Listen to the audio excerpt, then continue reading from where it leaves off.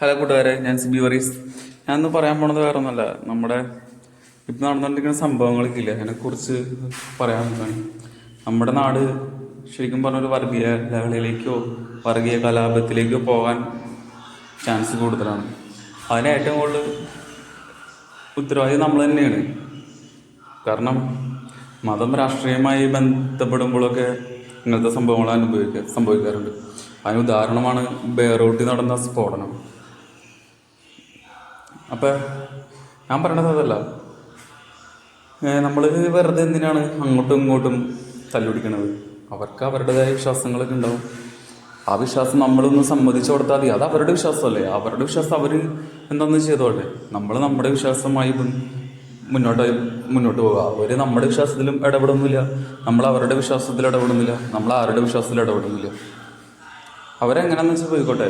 നമ്മൾ എന്തിനാണ് അങ്ങനെയുള്ള കാര്യങ്ങൾക്ക് ഇടപെടുന്നത്? ഞാനിപ്പോൾ പറയുന്നത് ക്രിസ്ത്യാനികളോടും മാത്രമല്ല കേട്ടോ, മുസ്ലിംസിനായ സഹോദരങ്ങളോടും ഹിന്ദു സഹോദരന്മാരും, എനിക്ക് ഇവരെല്ലാവരും ഒരുപോലെയാണ്.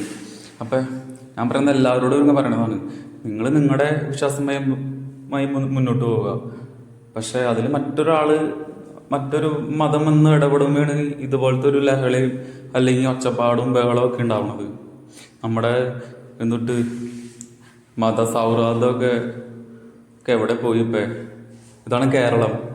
ഇത് കേരളമല്ലത് ഇപ്പം, ഇതൊക്കെ യു പി എന്ന് പറയും. ഇപ്പം യു പിനേക്കാളും എന്നിട്ടാ തരം താന്ന് പോയി നമ്മുടെ കേരളത്തിലെ ഇപ്പോഴത്തെ അവസ്ഥ കാണുമ്പോൾ. നല്ല ദുഃഖമുണ്ട്, നല്ല വിഷമമുണ്ട്.